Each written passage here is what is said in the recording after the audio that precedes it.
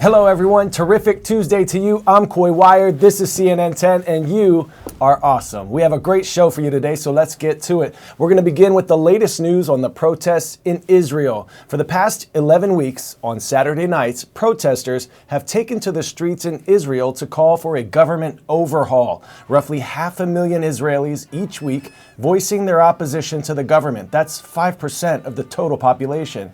Protesters are angry at the government's plans to overhaul the country's judicial system, which would give Israel's parliament the power to overrule Supreme Court decisions. Critics accuse Prime Minister Benjamin Netanyahu of pushing the legislation in order to get out of a corruption trial that he is currently facing. But Netanyahu denies that, saying that the trials are collapsing on their own and that the government overhaul is necessary. On Monday, though, Netanyahu announced a key change to part of his plans due to the massive public protests and international pressure. The concession would give Israeli governments less power to select new judges, but still more power than it has now. About 66% of Israelis believe the Supreme Court should have the power to strike down laws incompatible with Israelis' basic laws, and about the same proportion, 63%, say they support the current system of nominating judges.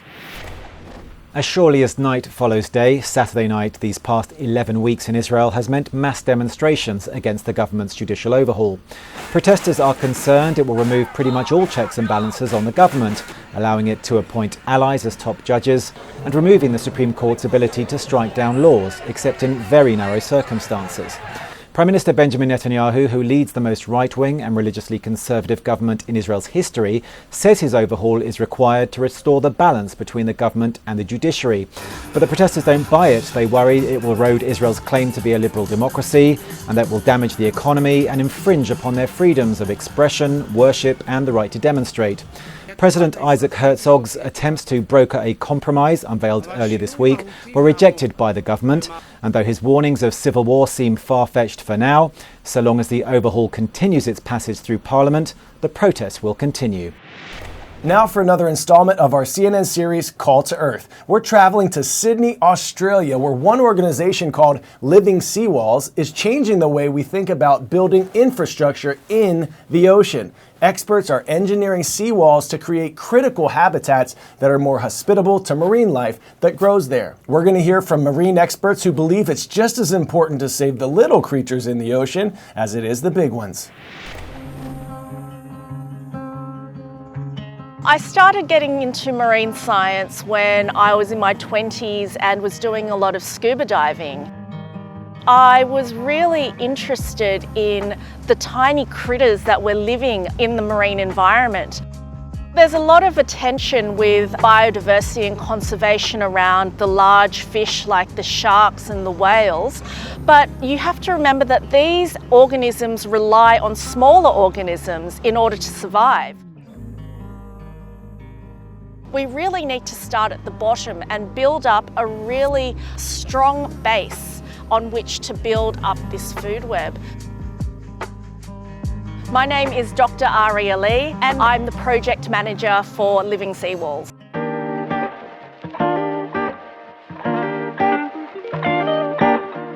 The problem in urbanised areas such as Sydney Harbour is that so much of the shoreline has been built over with artificial structures. Over 50% of the shoreline in Sydney Harbour has some sort of structure built upon it, whether it be a seawall, wharf or pontoon.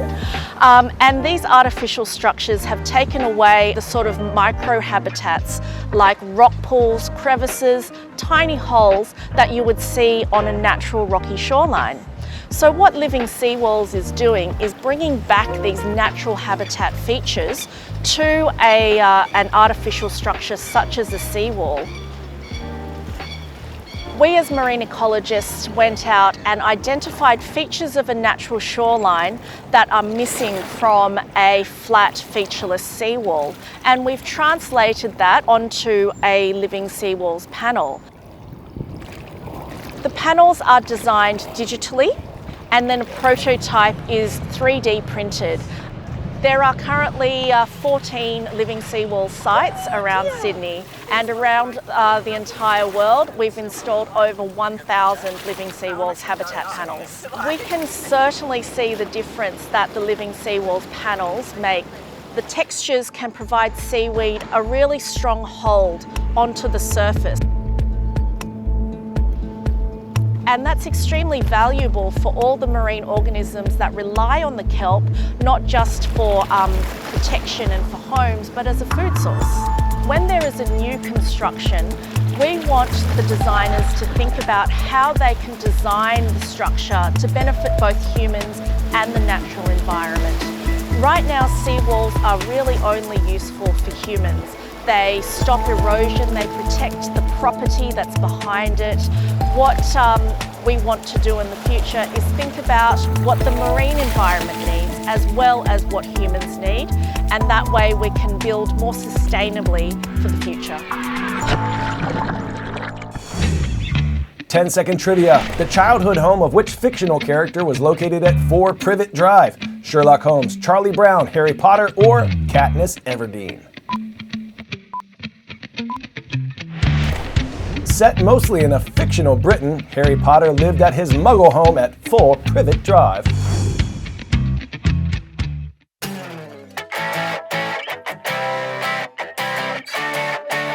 And for today's story, getting a 10 out of 10, we're traveling far from the British movie studios that produced the wonderful world of Harry Potter to Japan, where fans will be able to immerse themselves in some of the series' most iconic moments at our parent company's Warner Brothers Studio Tour Tokyo, The Making of Harry Potter. Did you know the Harry Potter book series has sold a record 500 million copies, and it's been translated into at least 88 different languages? Harry Potter's magic, You're a wizard, Harry. is transporting to Tokyo. It's on this massive lot where fans will see some of the series' most iconic sets, like the Great Hall at Hogwarts and the Forbidden Forest. It's part of the new Warner Brothers studio, soon to open in Japan. What goes through your mind when you see the train, you see the sets, you see the costumes? Wow, I can't believe it. And when I come here, I have to remember that I'm here on a business trip and not to be looking at this as if I'm just a fan. Jeff Nagler is president of Warner Brothers Worldwide Studio Operations. Why Japan?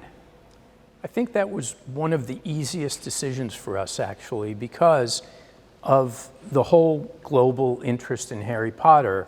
After the United States and after the UK, Japan is the third best area for Harry Potter fandom.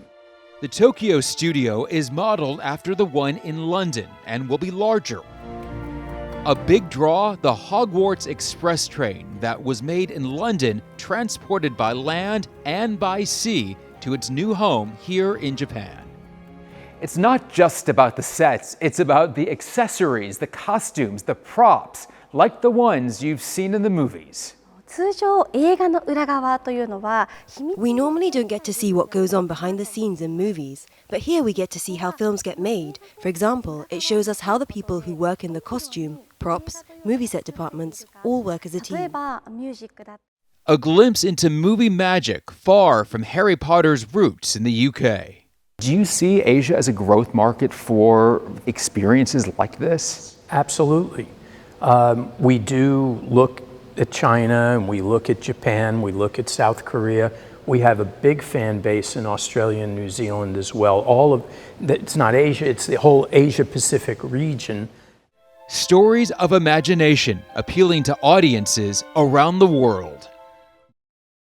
That's all we have time for now. Wherever you go today, be awesome. Do everything with excellence in mind. Remember, how you do the little things, that determines how well prepared you'll be for life's biggest moments. My favorite part of the day now, I want to give a special shout out to Osceola High School in Osceola, Missouri. We see you. Go out and be awesome, y'all. I'm Coy Wire, and we are CNN 10.